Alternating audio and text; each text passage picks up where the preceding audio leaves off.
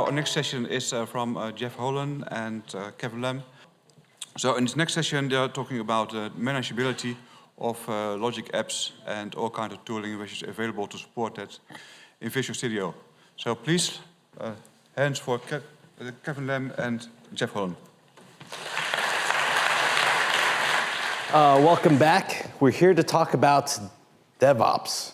And the big thing about DevOps is our integration mostly with Visual Studio and some other aspects that John talked about in his last talk on monitoring and tracking information. Let's just get into it. One of the things I want to do is get you guys back on track. It's all Jeff's fault. It's my fault. That's all Jeff's fault. That's okay. No. So Visual Studio tooling. So we released a set of tools into Visual Studio so that you can manage your logic app deployments and other aspects and components. So one of the things that we've done is hosted the Logic App Designer inside of Visual Studio. And you have different ways of accessing that Logic App Designer, but the same designer that you have in the Azure Management Portal, you also have in Visual Studio. So you get that same experience as you transition from the Management Portal and then down into Visual Studio.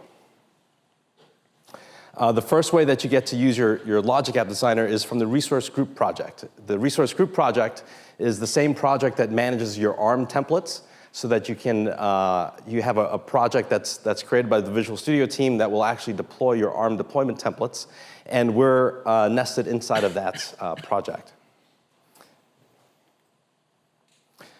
We also have integration with the Cloud Explorer. So the Cloud Explorer allows you to browse your resources in Azure, and with the integration that we have with Logic Apps in the Cloud Explorer, we actually put some extra actions onto that, onto Logic App resources, so then you can take some extra steps, and we'll show you what that is in a little bit later.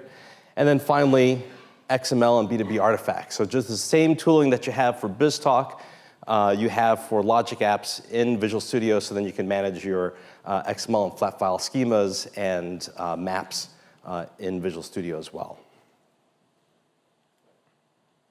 So the Visual Studio Resource Group project, there's a couple of aspects that we have. We persist in the deployment template. So we'll go a bit deeper into the deployment templates and what that looks like with Logic Apps. But remember, your Azure deployment template describes the sets of resources that you want to deploy, and the Logic App definition is your definition of your resource. Actually, it's part of your definition of your resource. So since that's the way you deploy your Logic Apps, we decided to integrate into that resource group project, so then you're editing that ARM deployment template directly in Visual Studio, and that's what gets persisted in the file system. We do auto parameterization. So if you guys are familiar with deployment templates, there's a set of parameters that you can pass in, and we auto parameterize different aspects for your connections and for your locations and resource groups, and all that gets done for you as part of that integration with the project. You can do the same connection creation that you do in the Azure portal. So if you want to connect to Dropbox or SharePoint or any other system, you can do that as well in the Visual Studio project. And this is an important point. You know, one of the things that you have to do in the Visual Studio project is select your resource group and subscription when you're in design mode. And when I go through the demo, I'll explain some more of that. But that allows you to create those connections and have a place for them to live. You can configure your integration account. So John earlier in the last session talked about the integration account and how you can associate it to a Logic app. So then you can easily reference your schemas and maps that are in your integration account. Then you can associate, there's a property you can set within your definition, and you can do that within the Visual Studio. So, with that, we have source control, integration. So since we persist to the resource group template, we can then use that to go put that into source control. And then from there, you can go ahead and do deployments.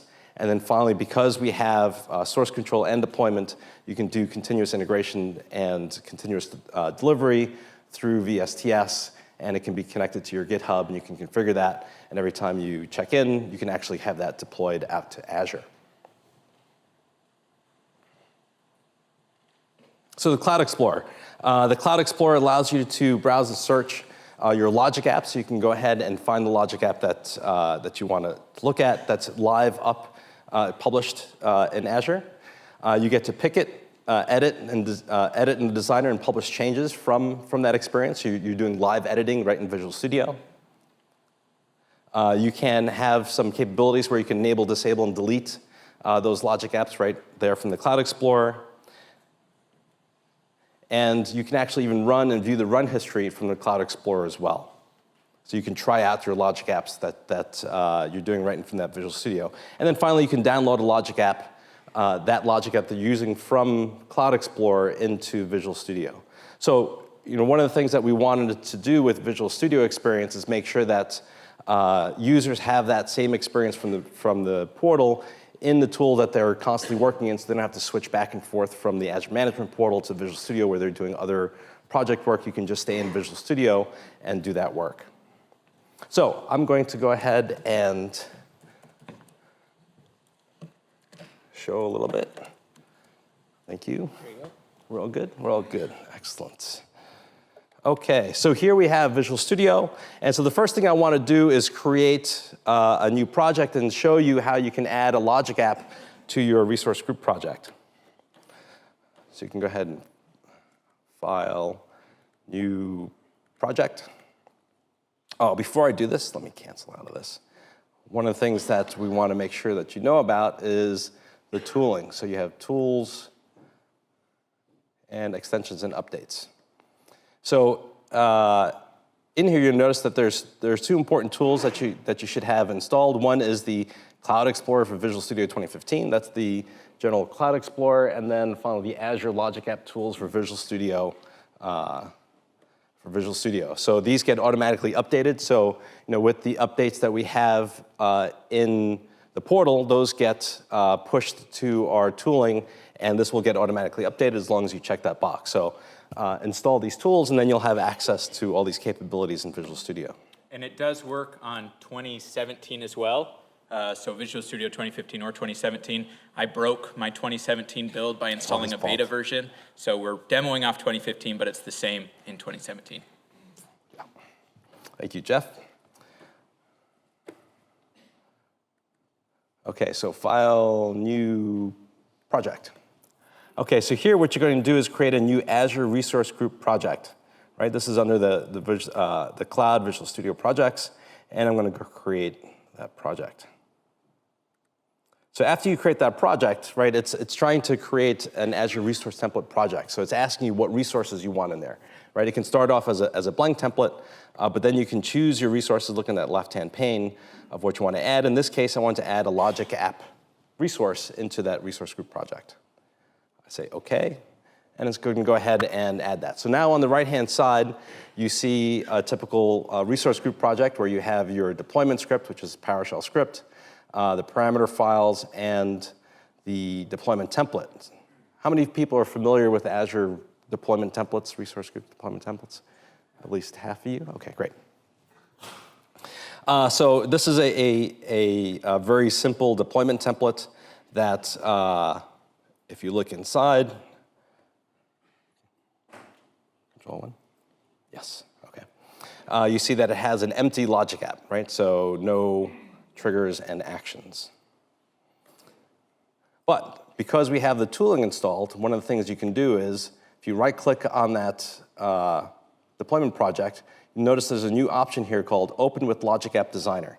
So what our extension does is it interrogates your resource group project, your template, and it notices that you have a logic app resource within it, and then gives you this option.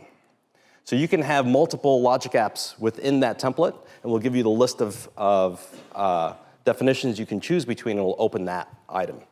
So here it's asking me for my subscription resource group and location. I mentioned before, one of the reasons that we asked for this information in the beginning is so that as we create connections, we need a place to put this. So this is your dev environment that you'll be putting it in. So in this case, I'll put it into my integrate. Let's try that again. There we go. Thank you. And I will put this in Brazil, US. So one thing that's important to note, He's my eyes. Is that the resource group location, you notice, is in West Europe. This is something that, this is a general problem for understanding in Azure, and this is not particular to logic apps. But the location of your resource group does not have to be the same location as the resources within your resource template that you're deploying to that resource group. Okay? So what it tells ARM says the resource group home is in West Europe. But when I deploy that template, it's actually going to deploy all the artifacts in that resource template to Brazil South. And so what that's saying is that when the deployment happens, it will happen from West Europe, but then go to Brazil South. A little tidbit about ARM. Okay, so now it's going to go ahead and open the designer. And what you should see is something very familiar. You've seen this in the last 2 days. The first experience you get with logic apps is this great intro and template page, and you can go ahead and interact with this just like you do in the portal. And just to prove that, we'll go through and create something very simple. I have a request endpoint, and then some simple HTTP.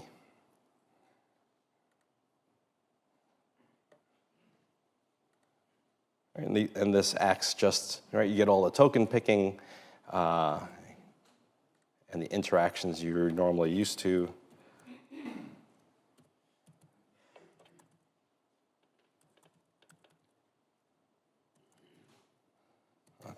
Yep. And then you can save this. And so what this is doing is now saving that definition into my my template, the deployment template. But here you can see a code view. Now when we look at the code view, it's giving us just the code view of our logic app. Right, if I go ahead and close this, and I open the template, you will now see that the definition is embedded inside of that resource group template. Okay, and so it's pretty simple in how it's integrating with ARM and those deployments. Jeff will go into the deployment process, so I'm going to now show you. I'm going to close this, and I'll go into the Cloud Explorer aspect. So if I open Cloud Explorer, throughout the day, the 2 days we were talking about our Contoso Fitness, and I have this resource group for Integrate 2017 where all of our logic apps are stored. And so you can go ahead and browse with this, the Cloud Explorer, and you can use search, and it would find any of your resources that have those items. But here, if you right-click on the item, you get to see the things you get to do. So you can open in the Logic App Editor, open Run History, disable, delete, refresh. So I'll go open the Run History, and then you get to see that we have, there we go. We get a run history. So then the difference between the run history here and the run history you get in the portal is that you have a bit more control over certain things like column sorting, right? I want to be able to column sort, and you can column sort, and it has all this stuff in the cache, so you can figure that out. And as you look at your definitions, they open up just like in the monitoring view. But one of the nice things about doing this in Visual Studio is as you open these items, and you show raw inputs, then you're right, you're getting a new window in Visual Studio, so now you can interact with that JSON like JSON in Visual Studio. So it gives you some nice tooling around that. The other thing you can do is actually go ahead and open the Logic app. And so now what this is doing in Visual Studio, I'm going to view the live Logic app, the published Logic app that's running. And you have a couple things you can do. You can actually run it right from here, publish and download. So publish is the same as save in the portal. And one of the things I wanted, so you can edit it just like you had before, one of the things I want to do is download this definition. So this is a great way, if you've started your development in the management portal, now that you've kind of kicked the tires and you did a quick POC, you want to create a real deployment project and do some real dev work, and your dev's going to start working on it. This is a great way to get started, to take that initial work that you've done and now download it into Visual Studio. So let's actually go up and put into the resource group we just created. Devices, logic app. Save. So now it's actually taken that definition and saved it, and now all I got to do is go to my resource group project and add that existing item that I just saved for the devices app, and then we'll see that it's here. I will use this guy and open it from here. And now we're looking at our view of that logic app within the resource template,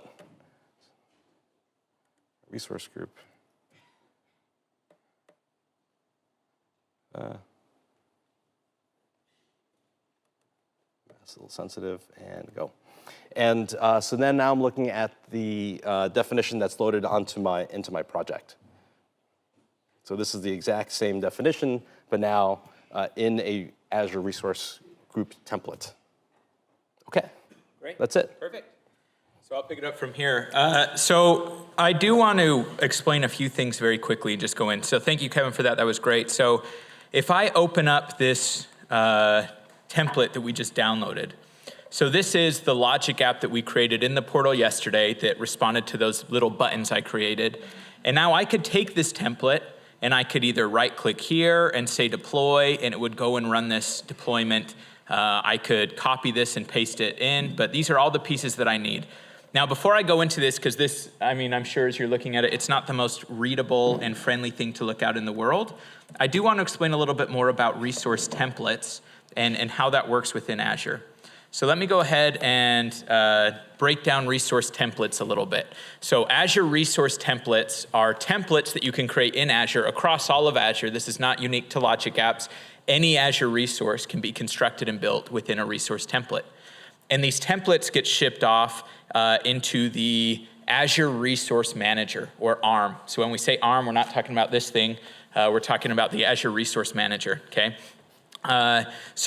An important thing to know with Azure resources is that all Azure resources can be represented and created via programmatic APIs. Now, this is important because we don't want you to have to use any UI to manage any of your resources within Azure. So we need everything to be able to be represented in a clear API form. And one good way to illustrate this is actually by going to a portal here that any of you can go to, which is resources.azure.com. And this is a separate pivot to Azure. You're still looking at your Azure subscription, but instead of looking at your resources in the traditional Azure portal, this represents kind of the API version of all of your different resources. So you'll notice here, I'm in my subscription. I've already drilled down to my resource group here, Integrate 2017, and I've opened up different providers. Now, what a provider is within the Azure Resource Management, these are almost like different APIs. So you'll notice there's a Microsoft.logic provider. That's the API that our team manages back in Redmond. These are all the resources and operations that you can do on logic apps. But I also have things here like Microsoft.documentDB or Microsoft.web for web apps. So I can drill into any of these kind of managed APIs within the Azure team and view my resources. So while this loads up, these are all my different resources. I have something here called calculate when we need to maintain equipment. This is the API version of what this logic app looks like. So just to prove it, I can even come in here and say, like it gives me a URL. I could do a get on this URL. You see it has here management.azure.com. It has subscriptions. It has all the different things it needs. I could do a get on this URL from PowerShell, from Postman, from whatever, and it would return to me this exact definition. I could then make a change, which I'll do right here in the portal, like maybe instead of doing this every 1 day, I'm just gonna change this to every 10 days. And I could do a put on this same URL with this definition, and that's now updated the resource in my subscription through the API, okay? So it's almost worth knowing that you can create any resources, you can retrieve any resources, you can make changes to any resources, all through just our REST API. And that's the same API that our SDK uses, our PowerShell uses. Everything is backed that way, which gives you a lot of flexibility. Now, the reason that's good context to have is because all a resource template is really doing is making a series of calls to those different creation APIs on your behalf. So the reason I might want a template instead of just doing a bunch of calls manually is because I might have a template that creates 20 resources. Maybe I want to create a website and a SQL database and a logic app and an Azure function. Now, those are all things that if I wanted to by hand, I could say, do a put of this resource on this URL, then do a put of resource on that URL, but that's going to be pretty inefficient. So what a resource template lets me do is say, here's all the resources I want. You publish that to the resource manager, and then the resource manager, using the same orchestrator I talked about this morning, will go and make sure that all of those APIs get created, all of those resources get created. All right? So we'll break down a template. It's worth knowing just from a high level, really all that you're doing with the resource template is you're creating kind of an orchestration of API calls. If that's easier for you to think about, great. If it's more complicated, I apologize. Just forget the last 30 seconds, okay? All right, so a resource template includes a few things. The first is obviously your resources. So you'll have a collection of different resources that you want to create, and I'll show you that in a second. What's great about templates too is, as Kevin mentioned, you can have parameters. So I may have a single template that deploys my database, my logic app, and my function, but when I deploy it, I want to pass in different parameters. Like say, I want to pass in the name of my SQL database, and in my dev environment, I want the name to be my dev SQL, and in my production environment, I want it to be my production SQL. Well, I don't have to have two copies of my template. I can have a single template and parameterize the SQL database name. And then whenever I deploy that template, it's going to say, okay, for this deployment, what do you want the SQL database name to be? So parameters allow you to kind of swap out values with inputs that you'll provide when you deploy it. So you can use the same template and deploy it to different environments or with different configuration just by changing parameters. The other part that resource template has are variables, and this confused me for a long time. Why do we have parameters and variables? What do these variable things do? And the best way to think about it, our variables are kind of like parameters, but you don't pass them in. You don't provide a parameter when you deploy it. It's some value that you want to calculate or have be a constant, which is why it's weird to me that it's called variables, because they are constant, they don't change. But it allows you to create kind of a calculated value very easily without having to do it every time. So a good example of this is when I deploy functions, your function has to have a function app name, which means that function app name needs to be globally unique. My function app name can't be the same name as any of you in this room. Now, I reference that function app a lot of times in my template. And instead of having every time to do a function app reference, I say function app name base plus some randomly generated string, which is how I do my function apps in a deployment template. I just put all that within a single variable. So I have a variable called function app name, which says get the name base and add on some random string stuff at the end so that it's unique. And now I can reference that variable in a bunch of different spots in my template. And if I ever want to make a change to it, I just change the variable. I don't have to change the 18 times that I reference it. So variables may be useful to you. They're not the same as parameters, but they are constant. So don't expect that these are going to be things that change. And then finally, a resource template includes outputs. So at the end of deployment, there may be some output that you want. A good example of this is if you deploy a logic app that has an HTTP request endpoint, you may want to know what the URL is to that logic app after it's deployed. So you can use the outputs of the template to tell the resource manager, once you're done deploying all these things, go give me these outputs. And that way you could pass them through to the rest of your deployment process or whatnot. It is worth noting these templates can be deployed manually. You can deploy them with the PowerShell script that's in Visual Studio. There's tools within VSTS, which is the Visual Studio Team Services or Visual Studio Online. There's a session, I believe it's tomorrow, maybe later today, that Steven's giving where he's going to be going into Visual Studio release management, so I'm not going to go into it here. So let's go into a template here, just briefly. I'm just going to walk you through exactly what I explained.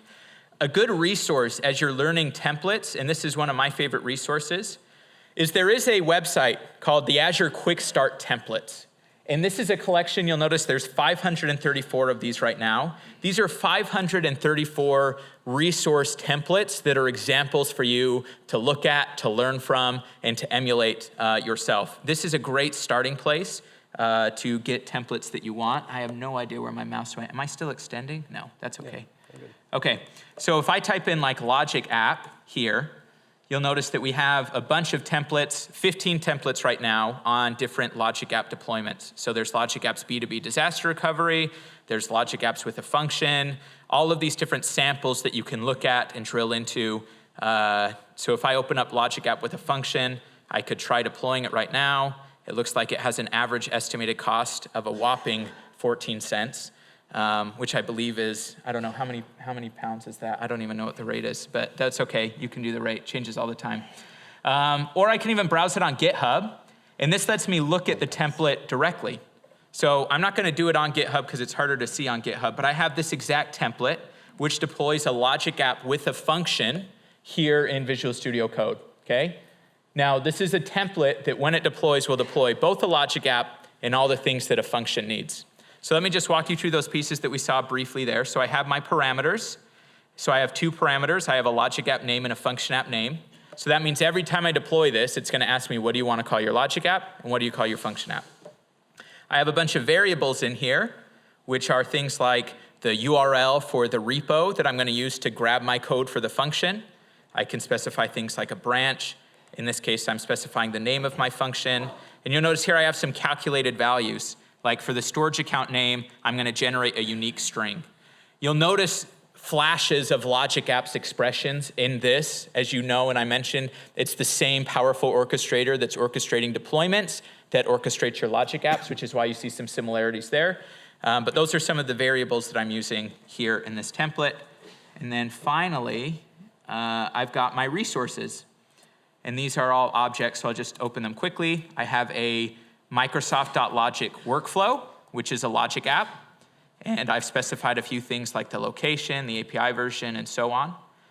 It's important to notice I also have dependencies in this resource. This is how dependencies are managed in a template. So I'm telling the resource manager, do not deploy this logic app resource until this resource has been deployed. Microsoft.web/site/source control. This is the resource that will grab my code and put it in my function. So I'm telling the resource manager, don't deploy my logic app until my function app has its code, okay? And that way, because if it did before that, my logic app would start freaking out and saying, you're telling me to call a function that doesn't exist. I'm also deploying a storage account, which is for my Azure function. I'm deploying a server farm, which is for my Azure function. And I'm deploying a function app, okay? So that's, again, just some of those things. And then in terms of outputs, I don't think I have any here. Oh, I do. I actually am exposing, as I mentioned, this is an expression which will get me the callback URL for my logic app. So after this is done deploying, I will get the URL back, okay? So that's just walking you through. I know it's not the most readable thing in the world, but resource templates are extremely powerful. And the reason that resource templates can be so powerful is I turn something into a template, and as Kevin already showed you, we have tools here in Visual Studio that create a template automatically for you for a logic app. And now I can take this template and deploy it into any resource group, into any region in the entire world, and within seconds, it's up and ready to run. I'm not configuring any servers, I'm not configuring anything manually. I just say, here's my workflow. In this case, this is the device management or the IoT button thing, okay? Maybe I want an IoT button now in Japan West. All I have to do is deploy this template, tell it to deploy to Japan West, the resource manager does its thing, and it's up and running and ready to receive IoT device notifications. That's very, very powerful. This is how people do dev, test, and production environments very often as well, is they'll create a single template, they'll deploy it once into a test environment, in a test resource group with test parameters, make sure it passes all the tests, and then continue to roll it through to a UApp environment, and then continue until it finally gets into production. So these templates, while they are advanced, while they can be tricky, are extremely powerful. Just for the sake of time, because we do want to get back on track, there's a few things I'll call out specifically when using things like an Azure function within a logic app. So the template here that Kevin created, I'll just call it out very quickly. Two things that I want to call out. The first is that if I come here to the JSON outline, you'll notice by default, we have generated 3 resources, a logic app and 2 connections. I mentioned to you this morning that connections and connectors live in a different environment than the logic app orchestrator. And these connections are the resources that will securely encrypt and store your connection information. So if I come here to like my ServiceNow connection, you'll notice here I have 3 parameters. that my ServiceNow connection needs. It's going to ask for a username, a password, and an instance. So when I deploy this, I need to provide a ServiceNow username, a password, and an instance. I can integrate Azure Key Vault so that if I want potentially my ServiceNow password to never be exposed, I could just say, go grab the password from Azure Key Vault so that you can manage keys that way. But this will deploy the secrets and all the information that I need for my ServiceNow connection. I'll call out one thing here very quickly. I have a connection here to Azure Data Lake. And one of the interesting pieces, if you're familiar with Logic Apps or if you've worked with it before, is that many of our connectors use OAuth. And if you're familiar with OAuth, in order to get a token for OAuth, whether it's GitHub or Twitter or many of the Azure services, you actually need to consent or authenticate. So the traditional experience today, if I come into the portal, is that if it's an OAuth connector, it will say sign in. And I need to sign in, log in, say, yep, I'm cool with Logic Apps having access to this account before this connection actually works. Now, the challenge with that traditionally is if I'm doing a headless deployment and I don't want anybody to put their hands on a keyboard, if I deploy this to a brand new resource group where the connection doesn't already exist and hasn't already been authenticated, it won't actually work until somebody clicks sign in, until somebody opens up the definition, authenticates, and consents. And that can be a problem, right? So one of the things we mentioned, which is this is where it comes in, is we now are rolling out support for service principals. Now, a service principal is a concept inside of Azure where you can give authorization to an app, to an application that you create, and you can say this application has permissions to these resources.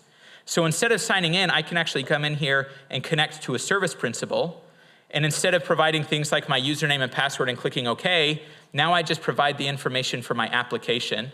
And there's some documents on how to do that. I won't go into it now. But what's great here is if I go that route, you'll notice my resource template, instead of just making me log in, if I provided these things at deployment, my app client ID, my app client secret, if you're familiar with Azure Active Directory Service Principal Auth, this will look familiar. If you're not, just make a note. This is Azure Active Directory Service Principal Auth. But I could now deploy this to a brand new resource group and everything would just work, okay? Everything would work out of the box. The last thing I'll show you is I will walk you through what a deployment looks like. So I'm going to come here to my recent solutions, and I have one that I've already made a few changes. There was one more thing I actually did want to show you. So I apologize. I know there's a lot here. This is actually a good session we have a recording for because we are going over a lot. If I come here to the, it's all right. I have one here.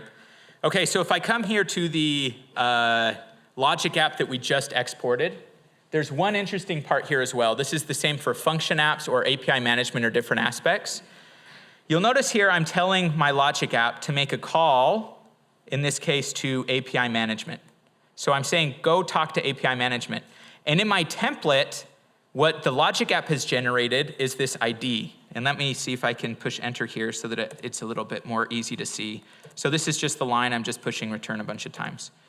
Now, the interesting thing here is by default, this is pointed to a specific Azure resource. So what that means is whenever I deploy this, if I didn't make any changes, it would say, go call API management that's in this subscription, in this resource group, and it has this name. Now, the challenge with that is maybe further on in my deployment template, I'm deploying a brand new copy of API management. If I don't make any changes to this ID field, it's always going to point to this same ID. So what I actually need to do is I need to make this a parameter that will reference whatever I need it to reference. So long story short, if I come here to like this Logic app sample, the one that's on GitHub, and you can drill into this to make a little bit more sense, this also has some actions, and this has a function action right here. And I just want to show you what I've made the input look like on this one. So in this case, and let me push enter here so we can see it, instead of being an absolute ID, instead of saying like /subscription, my subscription, /resource group, my resource group name, if that's what I did, if any of you deployed the sample, it would give you an error and say you don't have permission to Jeff's function. So what I've actually said is, you know what, go grab the resource ID for the function that I'm deploying as a part of this template. So what this allows me to do is after my function gets deployed, the resource manager will grab that ID for the resource it just created, and that's what it will pop in here. I know there's a lot of concepts there. We have videos as well on Channel 9. If you look for Logic Apps, Serverless Apps, there's a video where I go through this in more detail. But it is worth noting, if you're not aware of those IDs, you may wonder why your templates don't work. But I can, once that's up and running, I think I'll make this in just enough time. So I can now deploy this to potentially like a new resource group. So I just right-click in Visual Studio. I'll do that again because I did that fast. Right-click, say deploy, and then I can either choose a new resource group to deploy it to or select an existing one. Provide any parameters that I might need. So I'll just do an existing one for now. It's going to ask me for all the parameters that I might need. So it's going to ask me for, in this case, you'll notice things like my ServiceNow information. It's going to ask me for my service principal information. It's going to ask me for my function app name. And then I can click deploy. And you can actually come over back to the portal after you deploy something, and this is the one I deployed earlier. For the sake of time, I'll just show you what it looks like. So I have this one called Prep. You can actually come in here to Azure and look at any of the deployments that are happening or have happened for a resource group and see exactly what happened. So this is like the Azure Resource Manager version of a monitoring view. I can see all the resources that it created, what the status was. I can see I had my function get created here and here. I had my workflow get created here. So you can go through and monitor your deployments. And as I mentioned again, I could now take this template, put it into my own, whether it's Octopus deploy or Visual Studio Team Services, and deploy it programmatically. So that's a basic walkthrough of some of the information on deployment templates. There's more information. John did a good job explaining OMS, so you can do monitoring as well for the ops side of it using OMS like that. The Logic Apps dashboard that we're building, as well as just using OMS out of the box and exporting to Log Analytics. But hopefully that makes some sense. I know there's a lot of concepts there, but at the very least, check out the recording. Go check out those quick start templates within Azure. So this Azure quick start templates, either GitHub repo or the portal that I went to get familiar. These templates do take some time to learn, but honestly, they will make the biggest difference in how you build these Logic Apps or any Azure resources, because now your infrastructure, your apps, everything can be defined as code. And that's really what you want. You want your infrastructure as code, you want your PaaS solutions as code, and that's what resource templates provide. So with that, feel free to ask us any questions. Like I mentioned, there's a few supporting materials. I'll probably link them in the slides because I believe we're sharing the slides out afterwards. So you can go through, I've got a 20-minute walkthrough where we take a Logic app and we turn it into a resource template step by step. I'd encourage you to do that. But now, just thanks so much. And honestly, since this is the last session that we will be doing from Microsoft at least, and the rest of the conference will be some great sessions from BizTalk 360 as well as partners and MVPs. I do want to just say thank you to everyone so much for taking the time to come out here. This has been a phenomenal experience for us. I know you've seen too much of me as it is. You saw too much of me yesterday before I even started today. But this has been phenomenal, and a huge thank you to the BizTalk 360 team. I was telling Kevin backstage, this has been extremely well coordinated. We're privileged to be here. So while we're still around, grab us, ask questions, and give this all a shot. Go try it out, see what you learn, and give us feedback. Tell us where you get stuck. Be like, I used this download template. It would be way better if you did this, that, or the other. I know we have some partners who are even building some tools to do this in PowerShell and adding improvements to that. So thank you all very much, and I hope you enjoy the rest of the conference. Thanks, guys.